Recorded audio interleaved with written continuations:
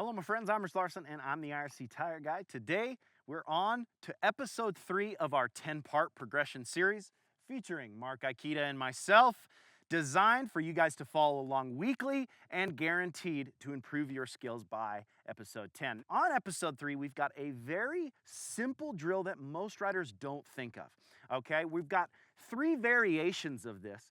And man, it's a great way to find confidence on the machine, and it's a great way for me to see if the rider has confidence on the machine. It's actually quite common we see guys not being able to do these next 3 drills. So the first thing we're gonna start with is riding away in a standing position. And the main goal here is understanding that we have the ability to come immediately up onto the pegs standing above the machine. When you're in a technical section, often I see riders ride away seated, then they stand up. Well, if you don't have time because you're in the middle of a boulder field or you have a cliff in front of you, you have to be able to ride away immediately standing.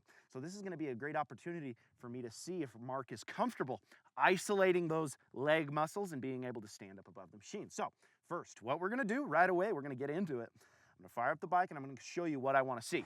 Got the bike fired here. I've got my right foot on the peg. We want to be able to learn it both ways, right foot and left foot. So we'll isolate it both ways right off the bat. But this is what we're gonna do.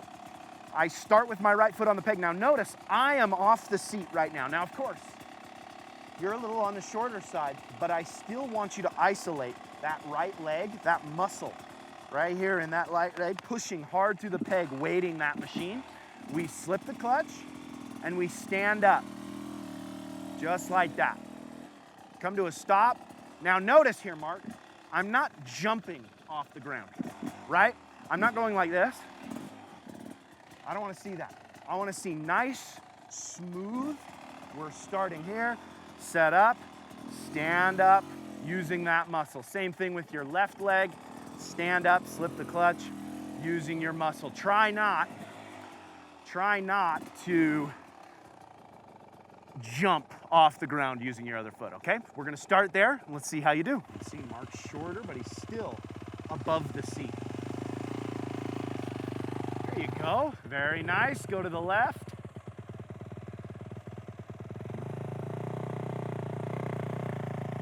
So right away, we can see here, as Marc comes back, notice how his foot placement is. Okay, so go ahead and cut it. One thing I want you to know here is right away we see that you have a habit of not quite the ball of your foot on your left foot, and your toe is pointed out rather than in, okay? So you want to be very conscious of that.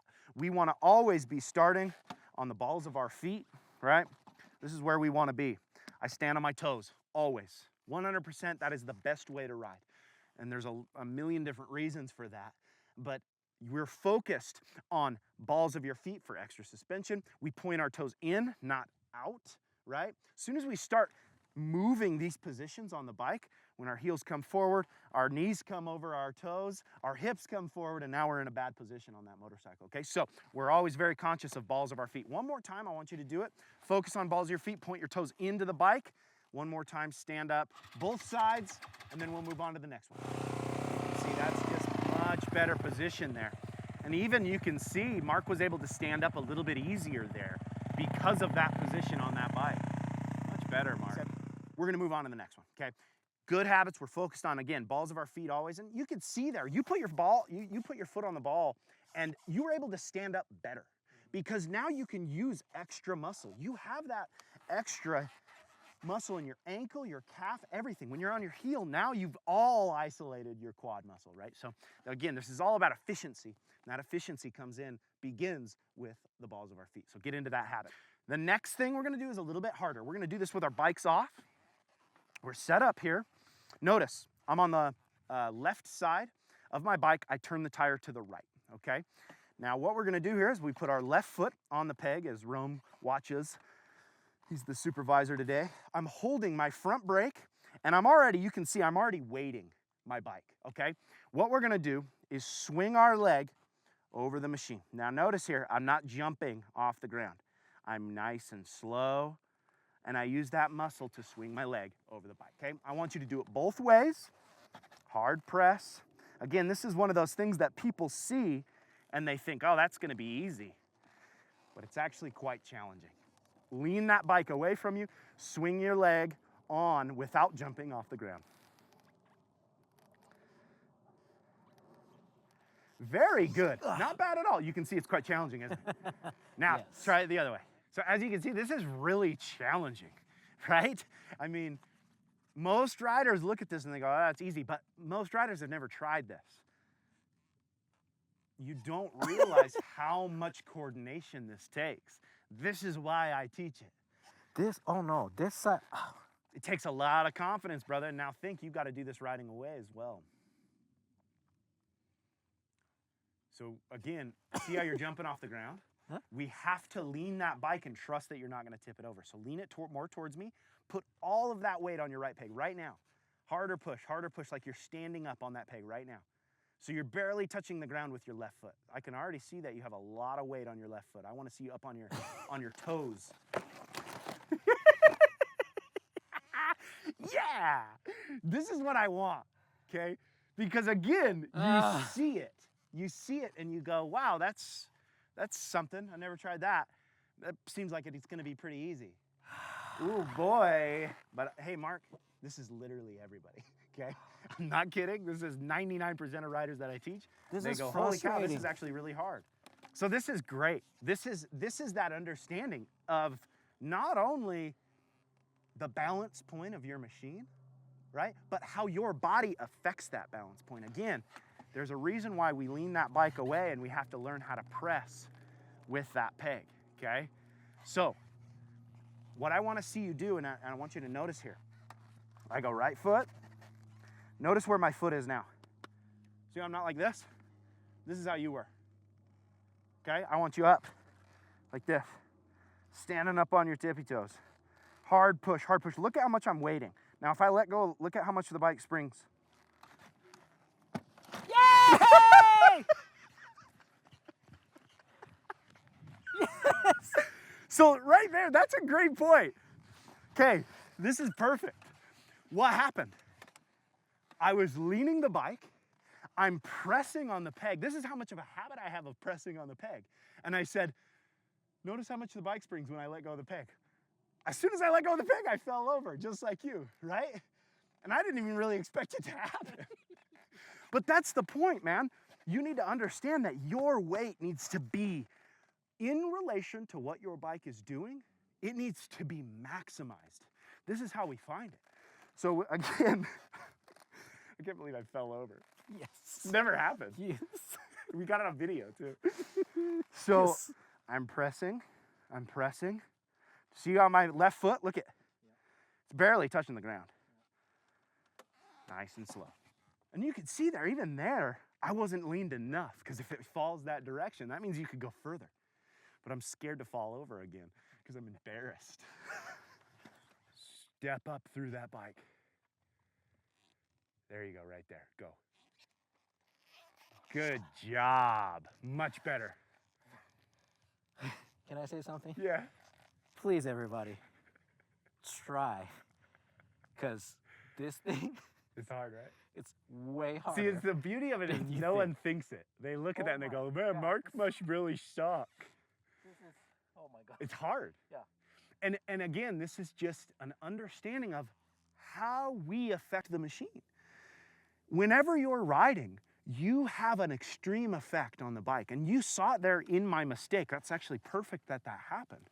Because as soon as I let my foot off the peg, I have no control. It tips over. I'm not strong enough to pull it, okay? You are always at a disadvantage. Your machine weighs 250 pounds. You don't weigh 250 pounds, right? My machine weighs 250 pounds. I don't weigh 250 pounds. Yeah. I have to affect it in the maximized way, in the best way possible. This is where we find efficiency, right? So it may seem very beginner, but again, that's everybody, dude. I've seen so many people fall over just like that. And until today, this is the first time I've fallen over like that, okay? So keep practicing, because we got to do it riding away. There you go, I like like what I'm seeing with the press. And you're leaning. Very nice, very nice. Commit to it. Very good, Mark. Other side. Yeah, commit to it, stand up. Very good. It's much better. It's much better. Let's do it one more time on that side. Then we're gonna ride away. Okay. Yeah, dude. Okay. All right, we're set up now. This time we're gonna do it riding away. So, same thing here, Mark. And the goal is not to jump, right? So, we add our foot to the peg. We set our bike. Look at how far I'm leaning. I'm already pressing. We start to slip. See, and this is also that confidence in your clutch control because you have to think about two things at once. Standing up. Same thing on the other side. We lean the bike. We stand up hard. You can see every time I go from centered position to standing position, right? Hard press, slip the clutch, ride away. Just like that.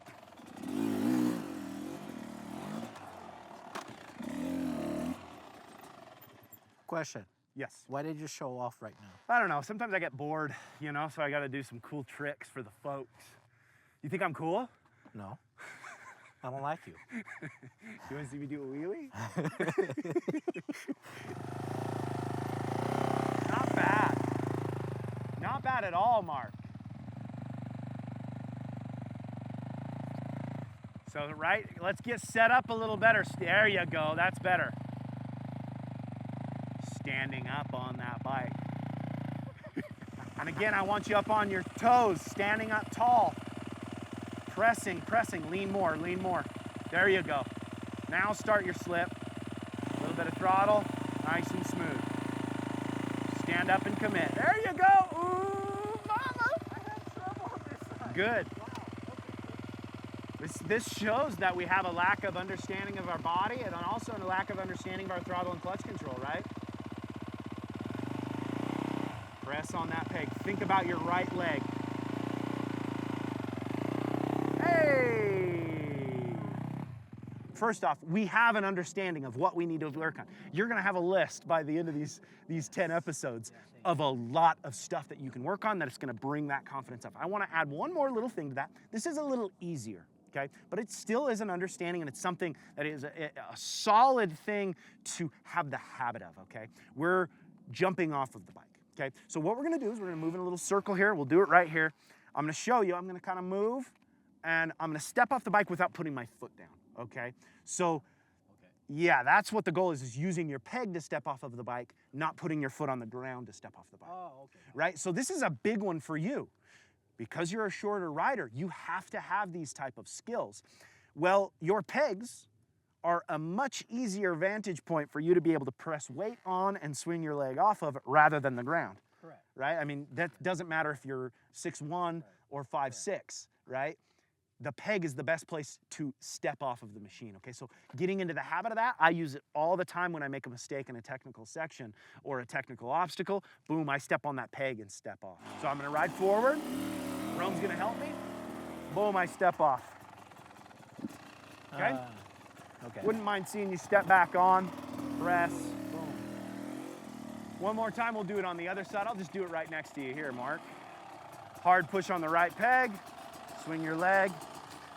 So the push is at the last moment you're Yes, I like You're to, getting off. yeah, good Okay. point. Okay. So as soon as I'm stepping off, I swing my leg and I kind of use that little extra pressure to step off. Now, again, we're coming to a complete stop. We're holding the clutch in. We're using our front brake to kind of stop. As soon as we're set, leg is swinging, then we pop with whatever foot is on the peg, kind of pop it off and jump off, okay? So see, this is beautiful. We see that not only is this a body position thing that we're focusing on, an understanding of balance in relation to what your body's doing and how your body affects your balance, but also it's a throttle and clutch control thing. We're seeing a lot of weaknesses here. These are fundamentals. Most riders don't have fundamentals. Yeah. Beautiful. Very good. Very good. Yeah, and then off.